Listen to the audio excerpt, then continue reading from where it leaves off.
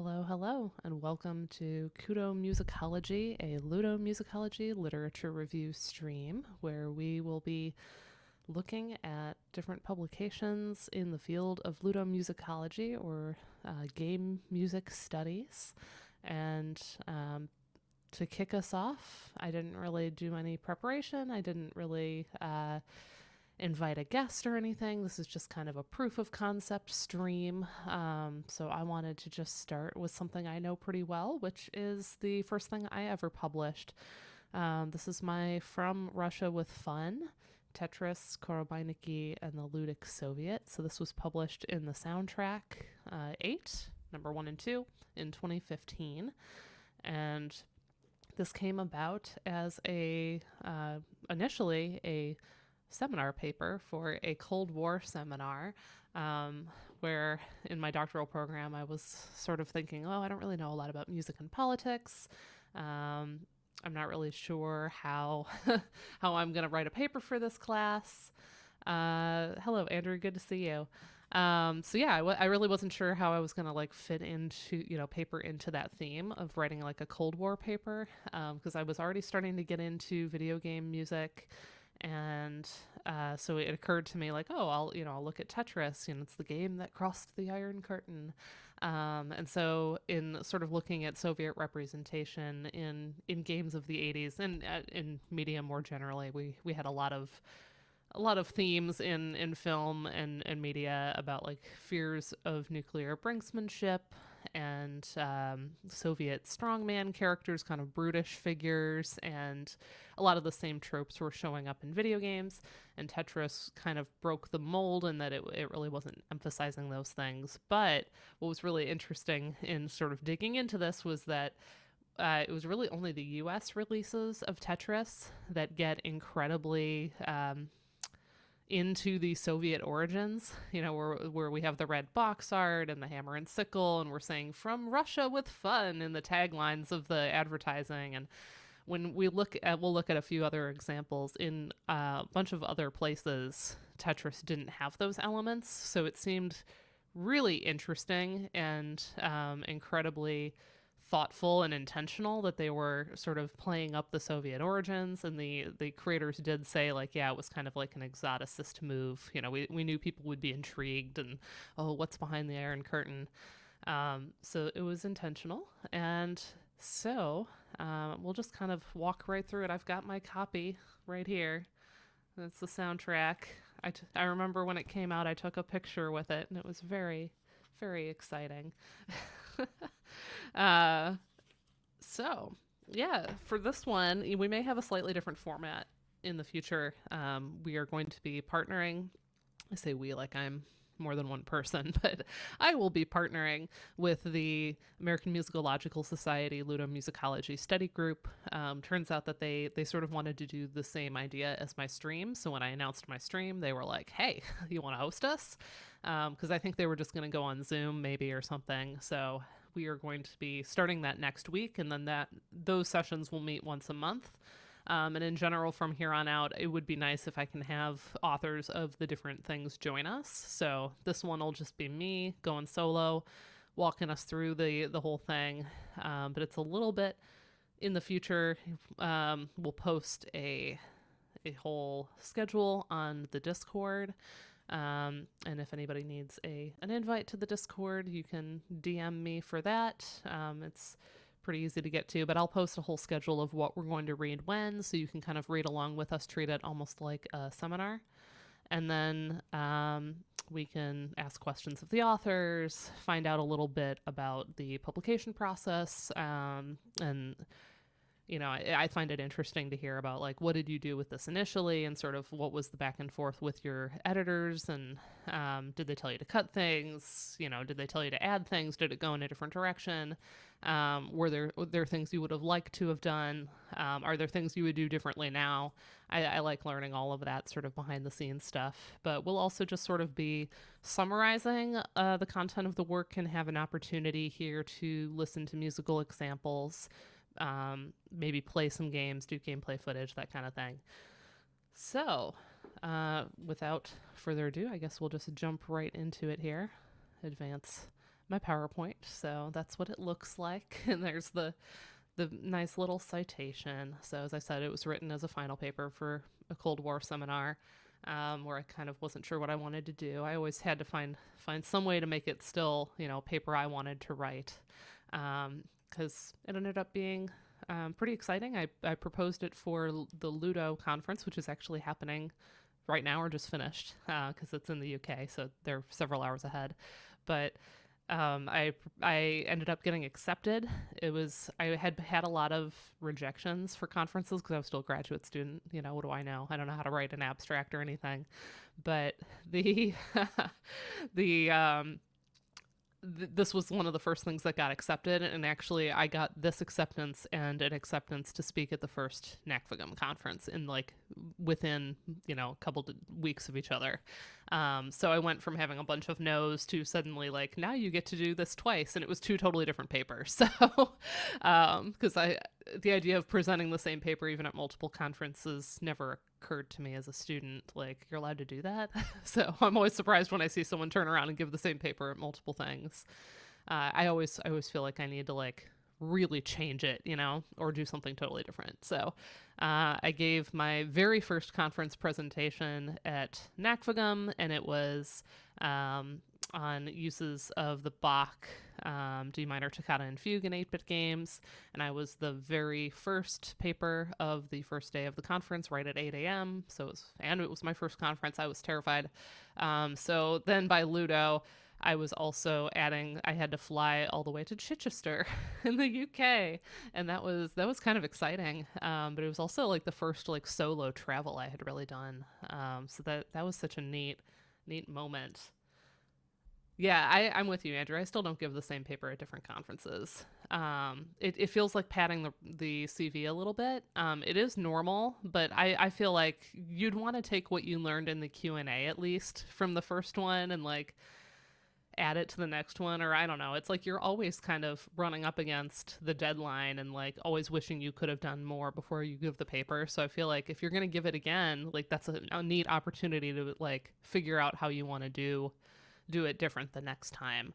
So hopefully it evolves. And then it's only coming out of the left channel. Okay, thank you. I'm sort of learning all of these things on the fly. Let's see.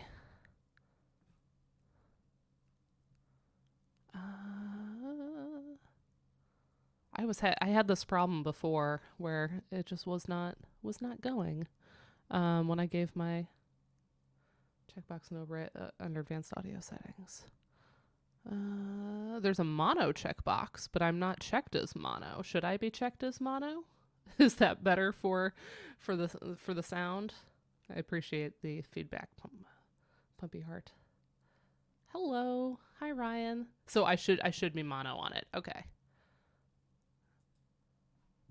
Brilliant. Is that better? I have checked the box. See, I would assume that mono is bad, so shows what I know. Hopefully that sounds better. Great. Okay, cool.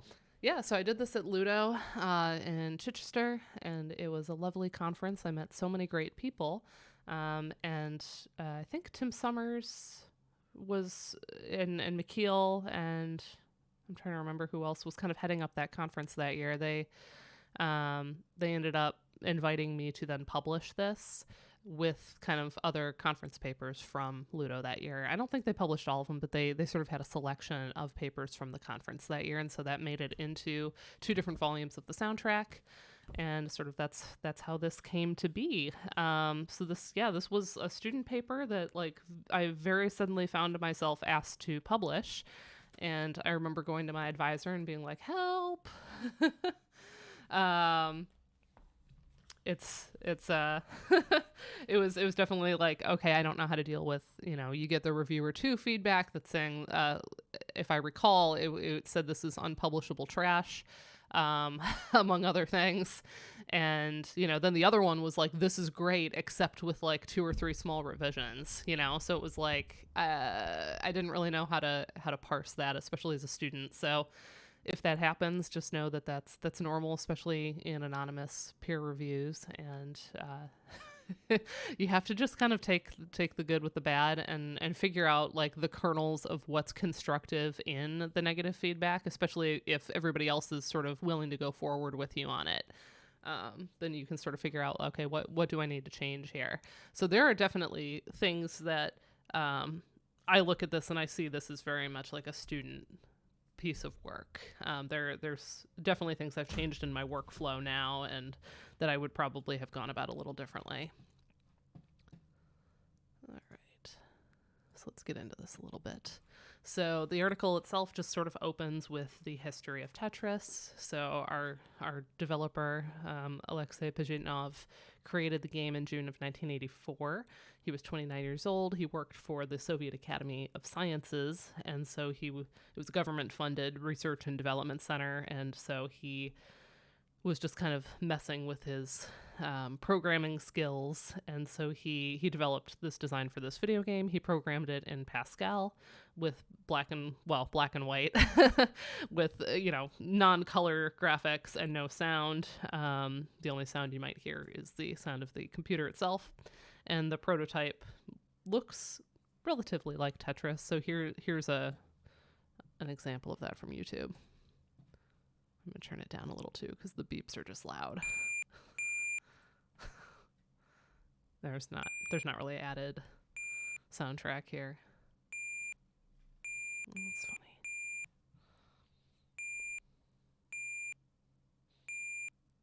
So it's a little hard for the blocks to kind of stand out against the background, but the concept is there, where we have the ability to rotate everything, the drop mechanism.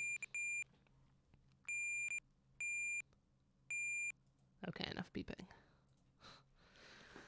So the prototype was really popular, and there's kind of a slow process of getting it out of the Soviet Union and over to the United States. A really good source on that is there's a documentary called Tetris from Russia with Love, and I believe it's even still on YouTube. So you can even look that up and kind of get the whole convoluted history. There's a lot of like think pieces and things kind of detailing. There was a lot of just folks bootlegging it, like sharing it with each other, because initially Pajitnov, I don't think, was planning to really make money on it or anything. It was just kind of this labor of love. And it's only later that there was recognition that like this thing is really popular, people are really enjoying it. And so it was a process to kind of get it over here. And then the major companies wanted to kind of go about it properly. And then they're going to the Soviet government and basically being like, we want to like help license this game. And there was a bidding war, and Atari versus Nintendo. And it's a whole, it is still on YouTube. Excellent. Thank you for the link. So it's a whole process. It's really interesting. So even though this is the first game to cross the Iron Curtain, there had been a lot of Soviet representation in games up till this point. Oh, come on. There we go. A lot of games, just like a lot of media, featured Soviet characters, or they sort of reflected Cold War anxieties. There's a lot of games about nuclear brinksmanship, either kind of painting the Russians as aggressive or where you are kind of trying to do diplomacy and avoid nuclear war. There's just dozens of games along that theme, more like strategy games. But there's also just Soviet characters represented as bad guys. Even as benign as something like Dr. Cossack in Mega Man 4, that type of thing. We have these characters throughout. So I guess I identified my own sort of thesis here, which is because of the game's unique origins, it was explicitly and strategically coded as Soviet for the American audience through the use of music and visual iconography, greatly expanding the discursive space of what could have just been presented as a neutral puzzle game. So it really doesn't need all of these elements. Anyone who's played the game knows the gameplay speaks for itself. It's just so infinitely replayable and satisfying and addictive even. But it was sort of like a way to kind of get the foot in the door and get folks interested, because how else do you market something like that until somebody's had experience with it? So the track we associate most with Tetris is from I would say, maybe I'm wrong, it's from the 1989 Game Boy release, which is arrangement, which I spelled wrong. I was doing this late at night. An arrangement of 19th century Russian folk song Korobeiniki, which is a really fun folk song where a girl is haggling at the market about a ring, buying a ring from a vendor, and it's kind of flirtatious. So it really has nothing to do with video games, but it is unmistakably a Russian sound. And so I describe it in the article as musical metonymy for the game itself, the way that everyone just sort of calls it the Tetris song now, if you search for it. In the game, it wasn't labeled as Korobeiniki either, which kind of lends itself to just getting called the Tetris song. It was just called Tetris A. The options menu allowed you to pick between 3 tracks that would play underneath the gameplay. And so this was just Tetris A, and then there was Tetris B and Tetris C. So they all get kind of collapsed into the same sound world. They really don't have their own unique identities other than that. So that's a piece of that puzzle. No pun intended. And then I like to identify what I call walkthrough statements. You don't always get this because a lot of writers are able to kind of navigate around having this in the first place. But this is the whole, in this article, I will do X, Y, Z. And some folks don't think you need it if you just have really clear framing. But most of the editors I've worked with have wanted it in one form or another, to just have it somewhere in the first few paragraphs and just say, this is what we're going to do. Here's how we're going to do it. So I've identified it as this article examines the unique place of in 1989 Tetris in game music history, demonstrating how it rejected conventional approaches to Soviet representation in its positive and holistic embrace of its origins. First, the article will outline prior representations of the USSR in video games in order to identify certain pervasive and paranoid Cold War tropes of the late 1980s revolving around nuclear brinksmanship, communist ideology, and Soviet brainwashing techniques. After examining the extent of these negative representations, it becomes clear that the depiction of the Soviet Union in the 1989 Tetris represents an unusual and unusually prominent shift in attitude as the Cold War drew to a close, facetious suggestions of Soviet treachery aside. And that's a reference to earlier in the paragraph, folks basically saying the Russians were trying to brainwash us with this game and like wreck our American productivity and somehow win the Cold War through this game. We'll get to those later. The only exception to overclocked remixes policy that must originate with the video game. Oh, interesting. Yeah, I actually I was looking at some OC remixes earlier today, before jumping on the stream. Yeah, Korobeiniki is just so associated with Tetris, right? But it doesn't matter that it's a folk song and would be public domain otherwise because it's 19th century. Like I don't know. That's probably a piece of it too, is that Williams' music has different copyright rules. But I don't know. It is definitely worth mentioning. So then I get into section on how the Soviet Union was represented in games of the 1980s, and there are just so many examples of I speak to educational film strips like Duck and Cover, instructing school children what to do in the event of nuclear attack. Films like Red Nightmare, which were sponsored by the U.S. Department of Defense, which is, warning citizens not to neglect their all-American duties, discussing things like Red Dawn, Dr. Strangelove, or How I Learned to Stop Worrying and Love the Bomb, and how these themes are going to show up in video games as well. And so one of my favorite examples is Communist Mutants from Space, which was an Atari game from 1982, and a lot of the Russian elements come from the game manual. The actual game is basically a Space Invaders clone, as we're going to see here, but it features aliens from the planet Ruski who attempt to destroy peaceful democratic planets and convert the people into communist mutants. And according to the game's instruction manual, the mother creature has gone insane due to irradiated vodka, and she leads the mutants' attack. So it's really just, I think, a way to differentiate itself from Space Invaders. So here's a little bit of that gameplay.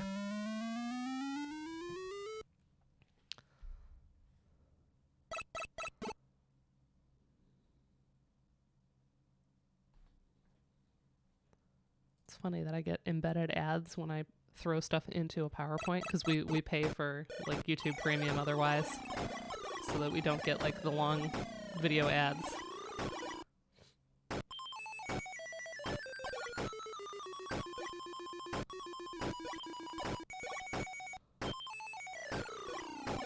So there you go. Communist mutants from space with their irradiated vodka. They're gonna come get you. We also, of course, have Soviet strongman characters, often vodka-fueled, sort of hardened by brutal winters, depending on the lore of the particular game.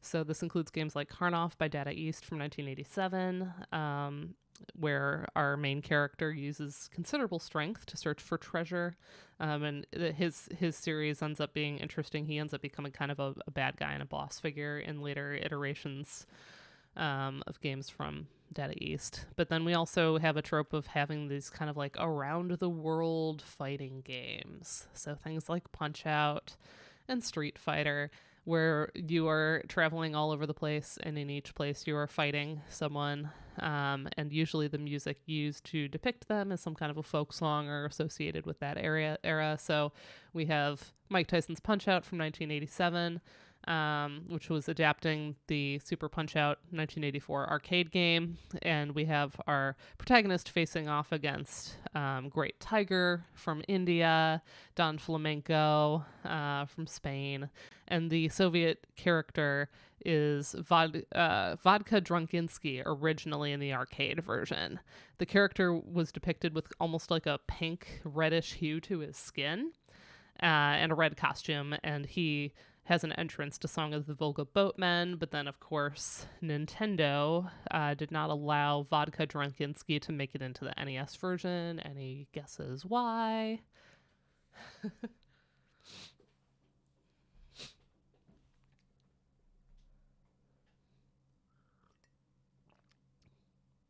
Yeah, they're very subtle with the regional depictions.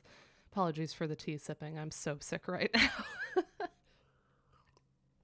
So the reason we had to switch to Soda Popinski, which is what he is in the NES version, is because Nintendo didn't go, oh wow, that's that's not okay to have the Russian character be Vodka Drunkinsky. It wasn't really about sensitivity to the Russians. It was just they didn't depict substances in video games. It had to be, the console content had to be family friendly. So he was changed to be Soda Popinski. So here's a little bit of that fight.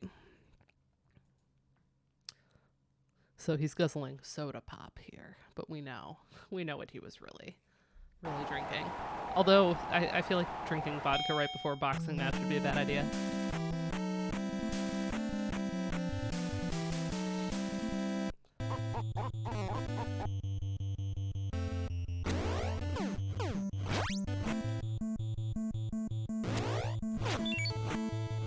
Like he's just so pink.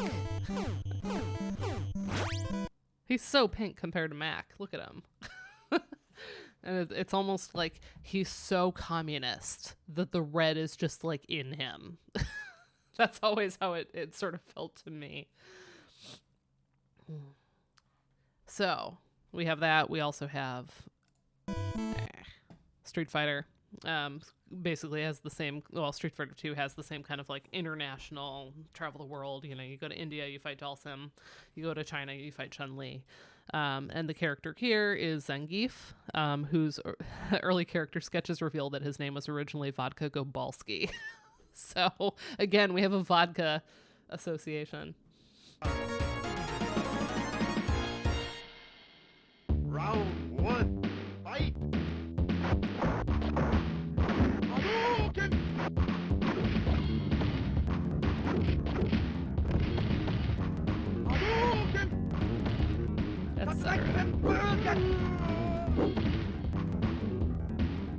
You win. Perfect. So of course that's not really musically depicting Russia meaningfully. That soundtrack is a little bit more just kind of like, I would say, like pop rock sounding overall for everyone. There's a little bit less of the, you know, here's the Marseillaise for Glass Joe, the Frenchman, that we have in Punch-Out. Punch-Out's a little bit on the nose with its little like folk tunes.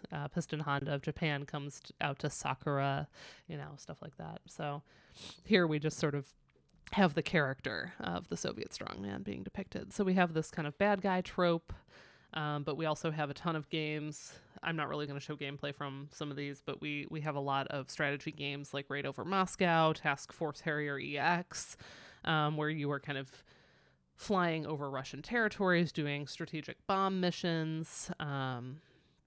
There's action adventure titles like East versus West, The Fourth Protocol, The Mafat Conspiracy that are focusing more on covert operations in the USSR. And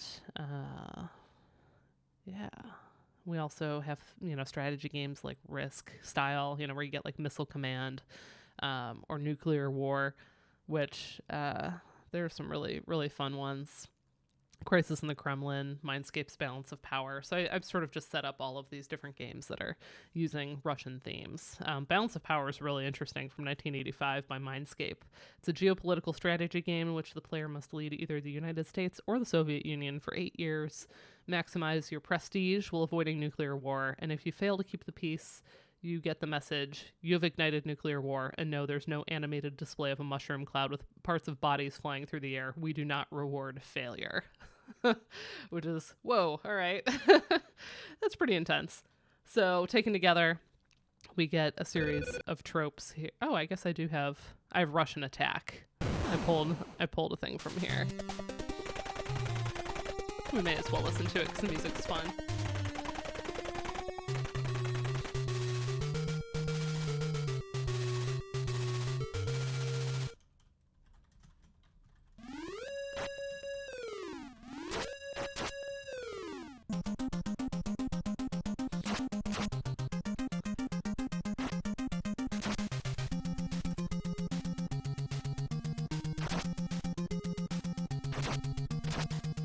So yeah, like we're infiltrating Russia. It's like a snowy landscape and everything, but gameplay is pretty much, I don't know, it's very Contra-like, I would say. I don't think it's as hard as Contra, but yeah, let's see if I can find the Yoko Shimomura quote here on Street Fighter 2. Recalls that the game planners were more interested in creating a lighthearted general atmosphere for each country than with striving for accurate depictions of world music traditions. And she says, so I got a list at first, and when we were discussing the types of songs I should make, there were different scenes from different countries, but I thought the real India isn't like this. It's the same way that Japan is geisha and kabuki from the eyes of foreigners. That's kind of mysterious, distorted view of the world was funny to me. We discussed the idea of, rather than character theme songs, maybe making background music with the feeling of each country. So, for example, India, I wouldn't make real Indian music, but I'd make what I imagined Indian music to be like. When I suggested that making some kind of world music with a comical taste might be funny, they said it was fine and we went with it. So that was an interview I had. That's like buried in a footnote, which they're called footnotes, but there are side notes, which I love. Anybody else a fan of that? Are they called something else when they're on the side? Are they like margin notes, side notes? But yeah, instead of footnotes at the bottom of the page, they kind of track alongside in a different way. I'm a fan. Sidebar, yeah. I don't think anybody calls them anything in particular, but maybe I'm wrong. But I love them. I think they're very easy to use. I don't know about you, but like flipping. So I thought to myself, what if I performed an Orientalism? Yeah, that ends up coming back later in my Cleopatra article with Uematsu, like representing ancient Egypt and everything.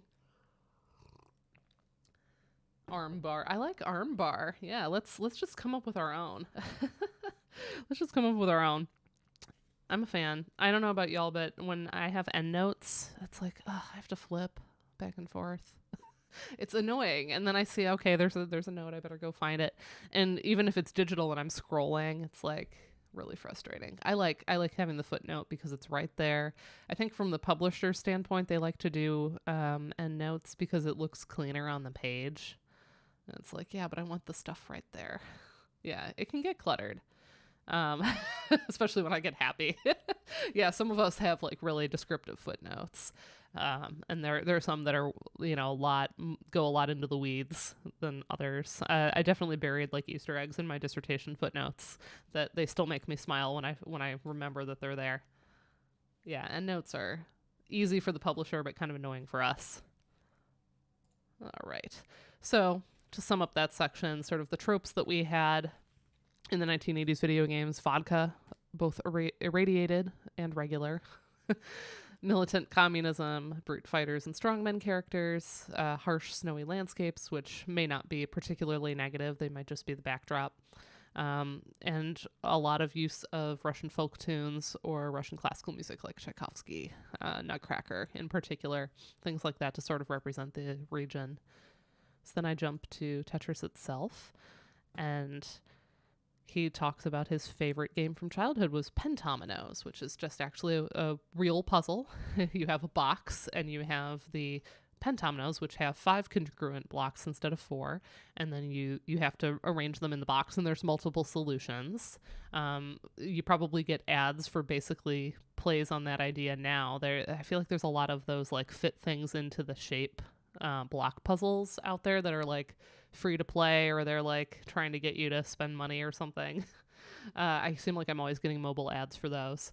So this pentomino idea, he was fascinated with it, but he ends up, instead of taking that like jigsaw puzzle idea, he starts coming up with this idea where the blocks fall from the screen and then you have to drop them in place. And so he starts using 4 congruent squares, not 5. So it's really easy to go, well, why wouldn't you just program in pentominoes?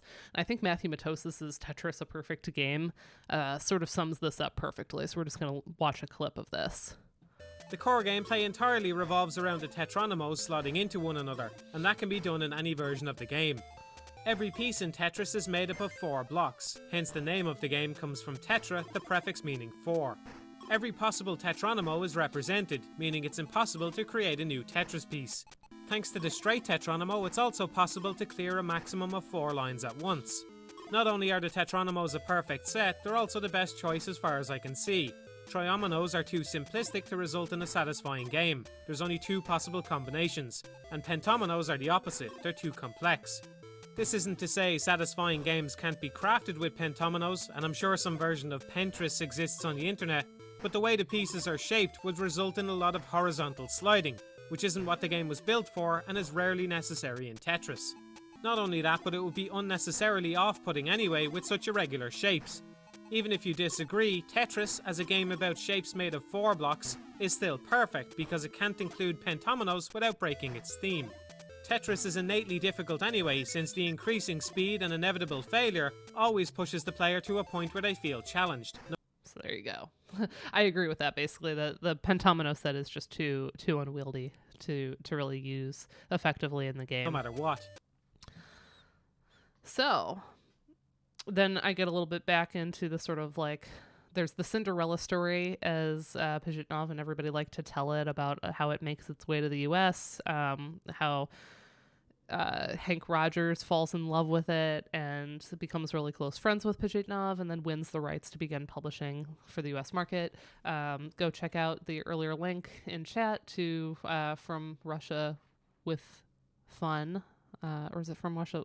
I think the actual documentary is From Russia with Love, but it's the whole story of it, and it gets into all the legal battles and the back and forth and the Atari versus Nintendo, and it's good drama. It's worth watching. But now, of course, we've sanitized the story, and it's this beautiful like friendship across the Iron Curtain. And I think Pajitnov now lives outside of San Francisco, so he's been in the U.S. for a long time, kind of managing the Tetris company and the various iterations that have come out since then.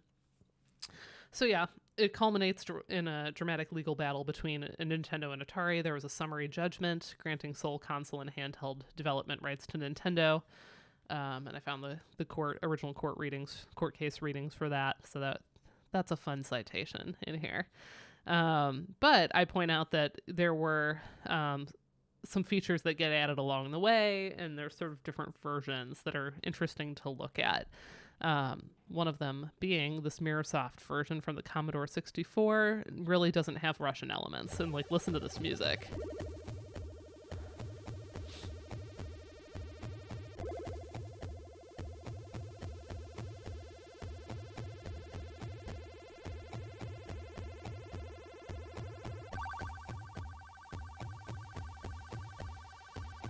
Like, you can just like zone out to this.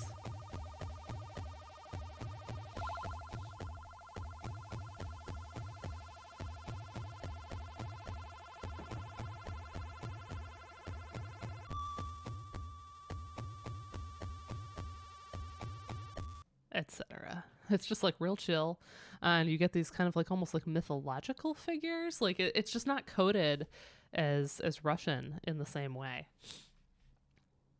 or really at all.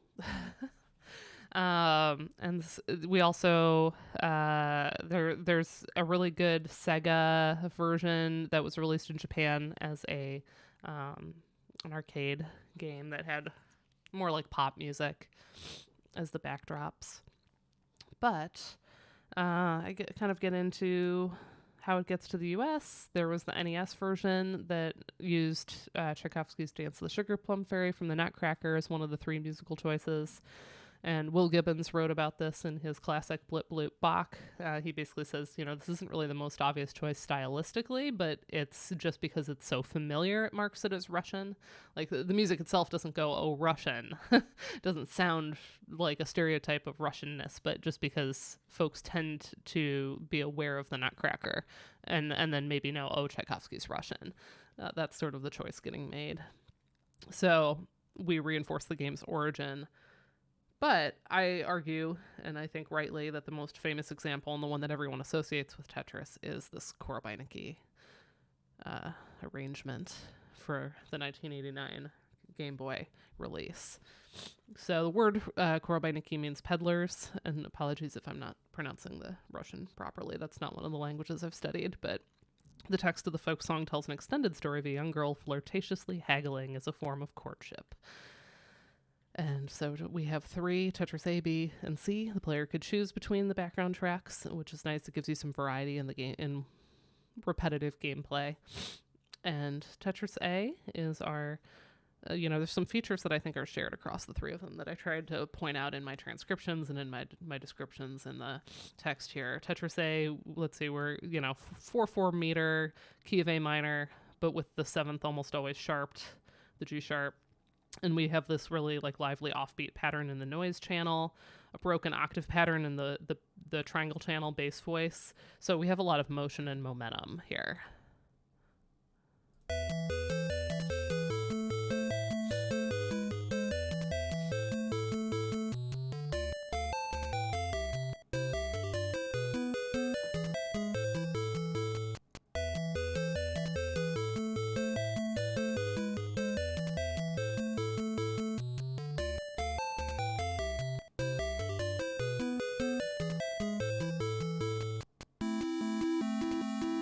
Classic. Tetris B is an original composition by Hirokazu Hip Tanaka. And I think that we are kind of going after the same things. It's got this sort of obsessive rhythmic motive of the 8th to 16th, that kind of like galloping figure in every single measure of the loop, often in unison across all of the channels, as we can see in the transcription here. There's pretty strict adherence to a single rhythmic figure, unifies the overall sound, but it's also in a minor key. It's in E minor with the 7th frequently raised. So we have sort of a similar harmonic palette as well, to kind of echo the sound and style of Tetris A. Like they definitely sound cohesive together.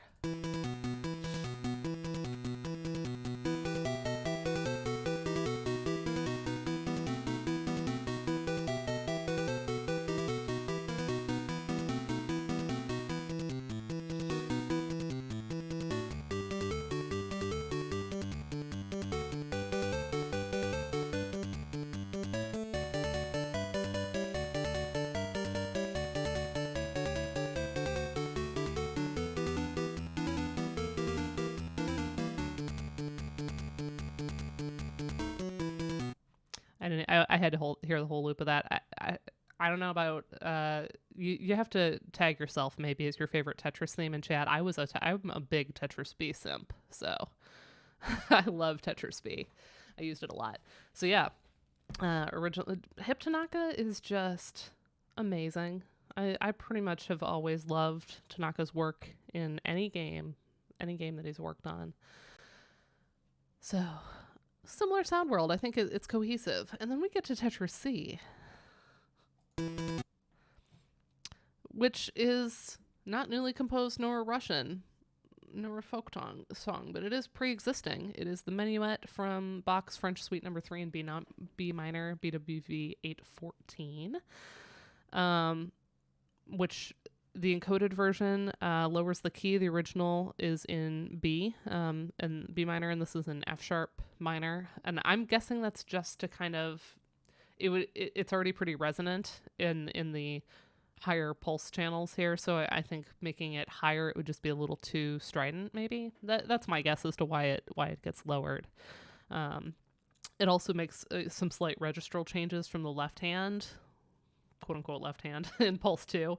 But otherwise, the recreation's pretty faithful to the original. But there's a really interesting discrepancy at the end where the Game Boy version truncates and then recomposes the original. So Hip Tanaka would have done that.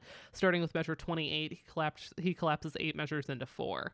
So I'm guessing that had to do with space limitations. And I think the recomposition is really skillful. You don't really notice it. So we're going to listen to both versions here.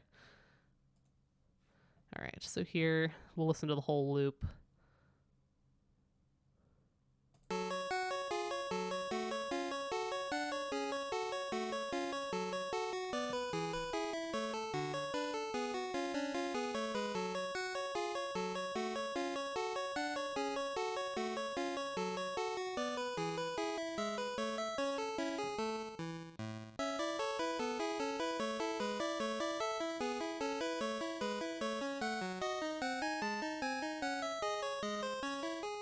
Here's the ending.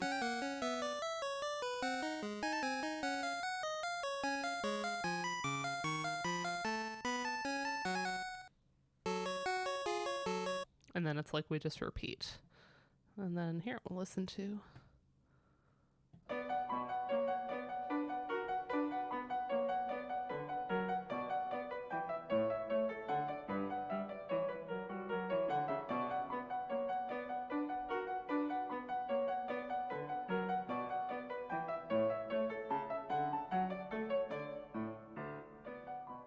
And of course, we have internal repeats because this is a minuet after all, binary dance forms.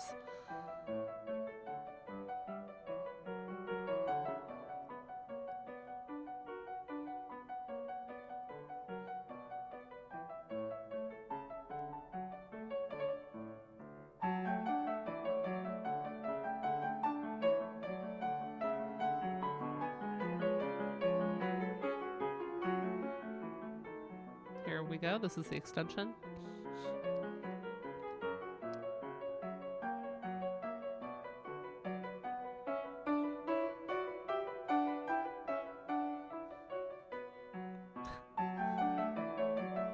Of course, I realized I just called it the extension as if it didn't come first.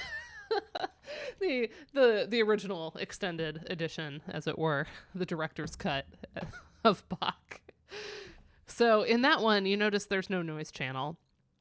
What ties it together with the other ones is mostly just there's kind of that sense of momentum, forward motion, in that both voices are very active the entire time, and it's in a minor key. But other than that, like, it's not the most similar to the other two. So I sort of was like, okay, why Bach?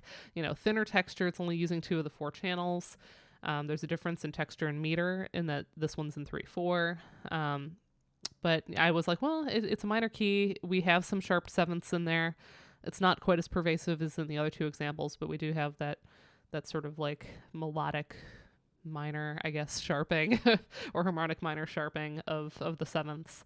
And we do have that kind of perpetual motion momentum. So if the point of the music in this game is to provide a backdrop to what can be very repetitive processes of play, it behooves them to have a lot of energy and momentum to kind of just get you into a zone and sort of just be consistent with the goal. You know, they're tuneful and they're catchy, but they can also just fall to the wayside as you continue to play. You're probably not paying much attention. You're habituating to the stimulus, as we say in music cognition. They're all about 140 beats per minute. So I think there's a tempo thing here where it sort of aligns with sort of the perceived speed of play, especially as it continues to speed up. I don't know. So I think that it sort of works that they are all sort of motivating the player, and that seems to be the main point. So there is some unity in the score, even though the sources of the 3 are very different. That's sort of what I argue. I definitely used all three growing up. I know I really liked two, and I sort of preferred it in some ways, but I think that all three of them kind of work for gameplay. In like none of them are like, oh, this just doesn't work. This doesn't feel right. They all feel okay. We were talking about feel last night as we were playing Sonic on stream. That feel is so important and so hard to quantify. But I think this is one thing where we have kind of a ludo-musical consonance. They feel good together. Where we know that Tetris A was there to play up the Soviet origins, even to those that are unfamiliar with the original folk song. I think if they wanted to play it up even more, they would have left in the title, because then it would have been kind of clearer that it's Russian. Once it's renamed Tetris A, like, does it kind of lose its identity as Russian or whatever? So I think it's trying to play on the idea that maybe the music will sound Russian to players. And then there's other indicators. The title screen has the St. Basil's Cathedral. So, like, and I think, the box saying, like, the Soviet puzzle game and stuff like that. There's other indicators that sort of point you to Russia. But I find that interesting that it's like the developers said, oh, yeah, we added this stuff intentionally. We wanted it to be kind of like, ooh, Russia. And yet they just collapsed it to, like, Tetris A, Tetris B, Tetris C. Maybe Korobeiniki was just too long. They didn't want to use that many characters or something, and it wouldn't look right on the screen. But it sort of collapses it. So I do think that there's some interesting thought behind this, like Tanaka choosing really what I would imagine is not a super familiar Bach piece to most people. It seems like a little bit of a deep cut to throw in this game, and I think he was looking for something specifically that he was going to be able to kind of make work with the other ones. And so he wanted to have that same kind of like rhythmic momentum, minor key, and a compact form that ends up being conducive to looping. So that's why looking at suites is a good idea, because you get a lot of these kind of binary dance forms that each half tends to be fairly short. So seems like it works pretty well. All right. The next section in here, just to summarize that very quickly, this is where I get into the idea of like the exoticism here is about making money, lucrative exoticism, and at least somewhat positive portrayal. We're at least not having the Russians be bad guys in any way. We're kind of using Russia as a source of fascination to sort of sell the game. This is where I discuss that they explicitly put this stuff in to cause people to want to buy it. There's kind of a commodification to set the game apart and lure players. And then really after that point, it just becomes an icon on the strength of its gameplay and not the Soviet elements. So if you look at all of versions of Tetris that have come out since, they will use the Tetris song because it's so tied to Tetris. But a lot of the other elements they don't really need anymore. So the modern ones, it's a lot more like kind of electronica, and I would say that the like color schemes and the backdrops and everything, it's like it's not as Russian as it used to be. All right, then I get to one of the fun parts, which is the idea of the Soviet brainwashing and Tetris addiction and Cold War anxieties. So I found so many really good like newspaper articles from the time where they kind of talk about like, oh, the Ruskies are at it. Here's one quote from the Montreal Gazette. It was called "Brain Twisting Tetris Shows You Can't Trust Those Russians." He said, now that the Soviet Union has broken up, this is in 92, by the way. Now that the Soviet Union has broken up and the Cold War is over, everyone in the West is experiencing a false sense of security while ignoring the most insidious plot since Rubik's Cube to ruin the minds of the brave and the free and turn them all into slavering morons. Old guard Russian computer programmers are still turning out brain-bending weapons that are cleverly disguised as addictive computer games.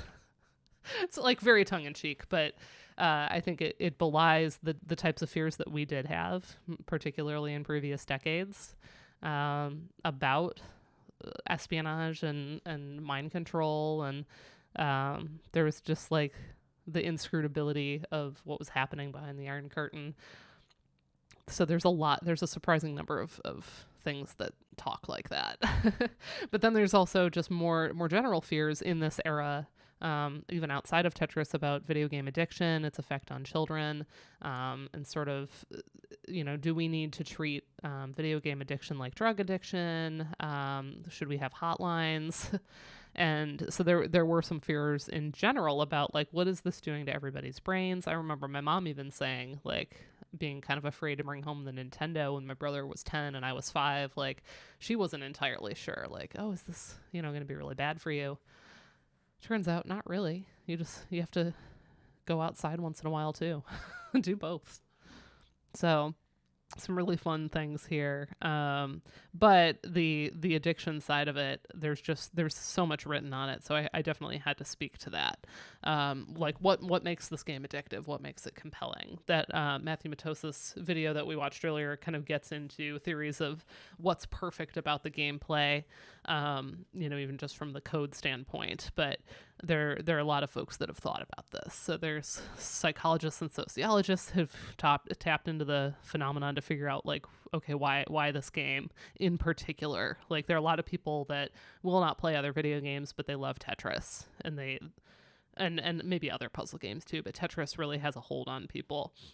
And I really enjoyed, there's Stafford 2012 article that basically says it's because it's constructive in a way instead of deconstructive, that, a lot of it's ritualized tidying up in the same way that like pool or snooker, if you are in Britain, where you are first making a mess with the break, but then you are taking turns trying to get the balls into the pockets in a very particular order. So we're trying to clean up the mess, and that's like psychologically satisfying, and that Tetris kind of does the same thing, where you're kind of trying to fill in weak spots and then eventually get rid of stuff. So it's both like constructive but also deconstructive in the end, because then the good work gets cleared away.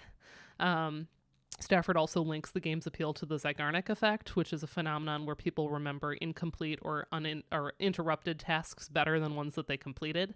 And so Tetris is perpetually incomplete, and so therefore it makes it like more psychologically satisfying and compelling to people, which is kind of fun. And even the original version on the Electronica 60 had that going for it. So there have been changes to the game's code over time, particularly with regard to sort of how the pieces are randomized and sent to the player. It's definitely a more satisfying experience now, where you don't get quite so many of like, oh my gosh, I'm getting like 8 squares in a row. Sometimes you just get really bad luck in the original game, and they've made it more, it's almost like Scrabble tiles or like bananagrams, where you've got a bag with the tiles in them, and then so it's a fixed set, and then once you go through that, it refills. So you can't get like total randomness. You get randomness within the fixed set until those are all gone. So that's what they do now, but it used to just be totally random. What else?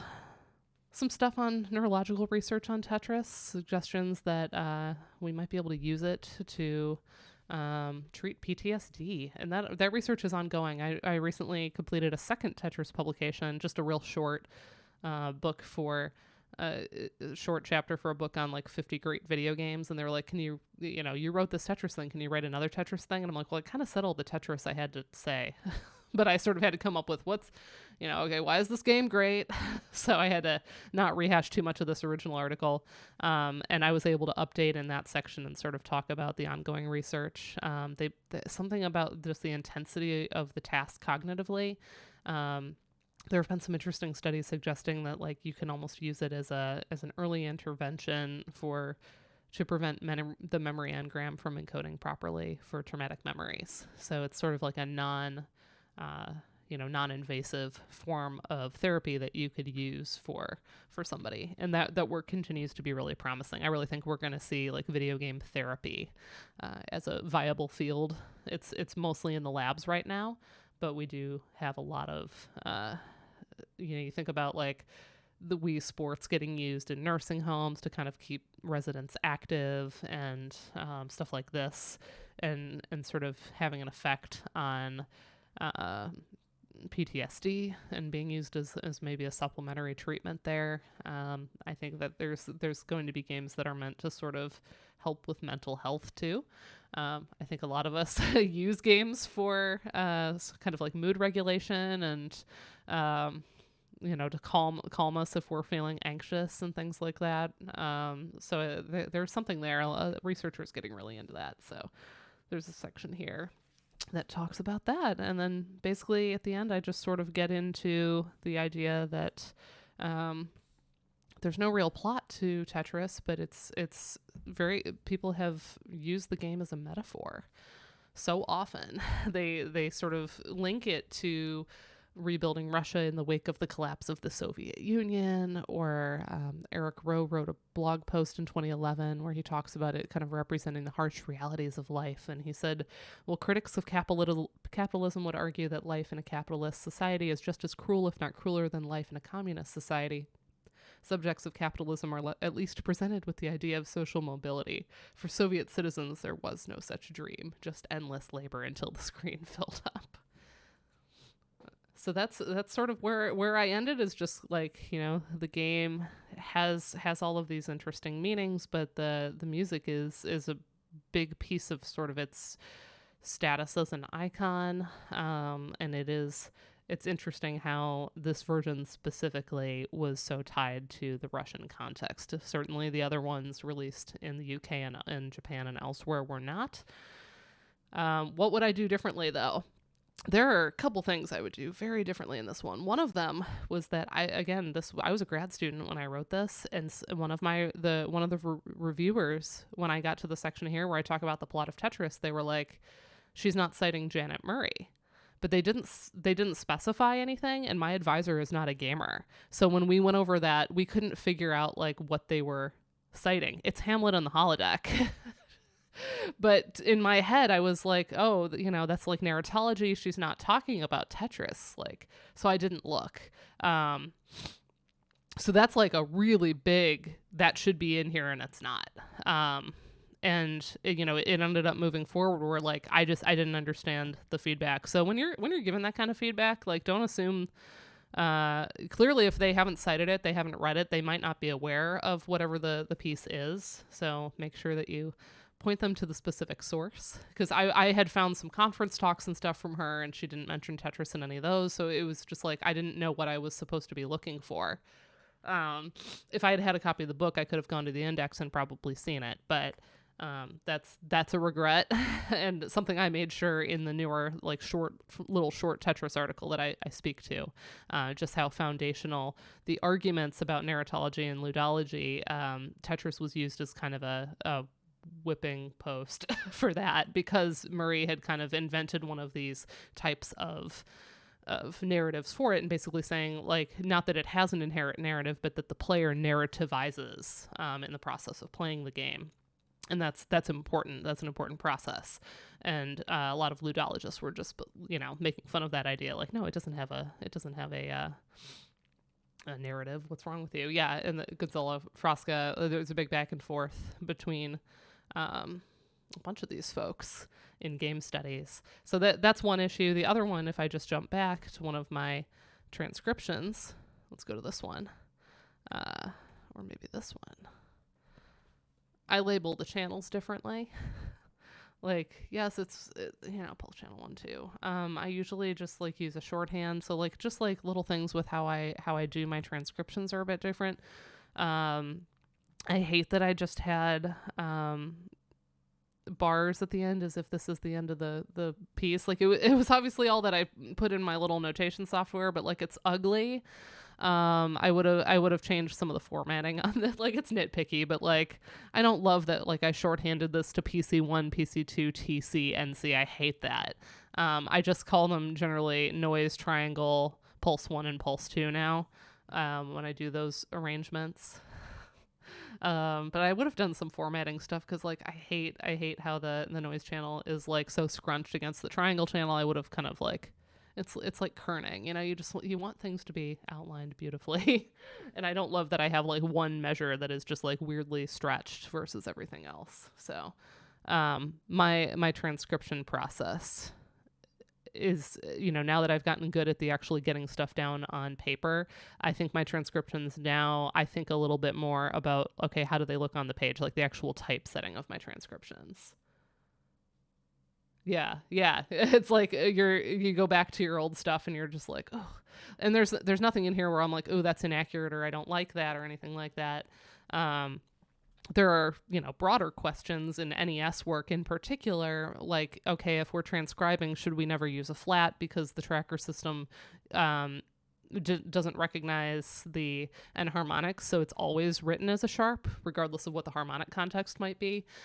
Those are questions about like, well, okay, am I trying to preserve what's in the tracker for my audience, or am I trying to make it like sort of musically intelligible to like a musicology audience, where I might want to put things in flats and stuff and sort of show the harmonic outline. Here, that didn't end up being a problem. There's also questions with the noise channel. Noise is easy to notate unpitched like this, but the problem is, any of you that have worked on this and isolated the noise channel, you often get like almost like a high and low noise sound. And so how do you depict that? Because you don't want to assign it to a pitch, but you also, if you put it on like a pitch staff, then it implies drum set notation, that implies specific drums. And then like on the noise channel, like that's not what we're trying to do. So that's actually still something I'm working through. I haven't done anything recently that's specifically NES, but that's a problem in like, how do I want to notate this best? One system I've come up with is to just notate it like this, but then maybe put like a little like asterisk or something when it's the higher pitch, like some kind of an indication above. You could change note head shapes, I guess. Like there are different things you could do, but there are some changes I would make. But this is my article. So yeah, engraving's awful. It's something I enjoy more now that I'm comfortable with the transcription. Like at this point, I'm like pretty solid on all my transcribing skills. So like there's nothing that as long as I have access to the files I need, I don't get too bent out of shape about it. But now I can focus on all of that. Maybe I could drag the pitches up and down in vertical space. That's an interesting idea. So next time I have to publish anything on this, that's definitely a thought. But this is something that takes time to to learn, and it's meant to be a process. And then everybody's citing your work sometimes, or like reading it, and you're just like, oh man, it's out there, it exists in published form. It's very vulnerable. But yeah, does anybody have any questions? This is sort of a nice preview for how these are going to go. As I wait to hear anything in the chat here. Really, really good commentary from you all. Really appreciate the participation. It makes me feel less alone talking at a screen. It's really hard to stream alone. Streaming with Ryan and Julianne and Karen on Thursdays, it's like we're just hanging out. But here it's like, oh, I have to talk a lot. Oh, I'm glad it holds up a little bit. So yeah, there are definitely, it's an imperfect piece. It was student writing, but it is it's coming along. So next week, we are going to be looking at Michael Austin's music video games chapter from the very recently published Cambridge Companion. And Michael will be joining us. I believe Brent Ferguson and Stefan Greenfield Casas will be joining us as well, because they are the current chairs of the AMS Ludo study groups. Next week is one of those Ludo streams. And then I'm going to be posting in my Discord, which if you need an invite to the Discord, here, let me just pop one in the chat really quick. I will be posting a schedule from there on of like, here's everything we're going to be reading. So if you want to read it ahead of time or kind of get a jump on it or try to find a copy of it, you'll be able to do so. But there we go. There's a link to my Discord, and you'll see there's not too much in it yet. Just an explanation of why it's called Kudomusicology. It goes back to an old pinned tweet where the prompt was alter one letter of a concept in your discipline, and my response was, I like to practice Kudomusicology because I love y'all and think you deserve praise and copious citations. And last night at like 1 a.m. I was like, oh, that's what I'm calling this stream, because originally I was going to call it like Ludo Book Club or like Ludo Lit Review or something like that, and then I was like, oh my gosh, Kudomusicology, it's so good. So that's what we're calling it. So yeah, join me at this time next week for Michael Austin, and then beyond that, check the Discord, and we'll decide what we're reading next. And if you have any things you would like to read, the whole point of this is that we get to read these things together that have been on our reading lists. So we would love to have your requests as well. Let us know. But thank you all for joining me, and we'll see you next week, Friday at 2.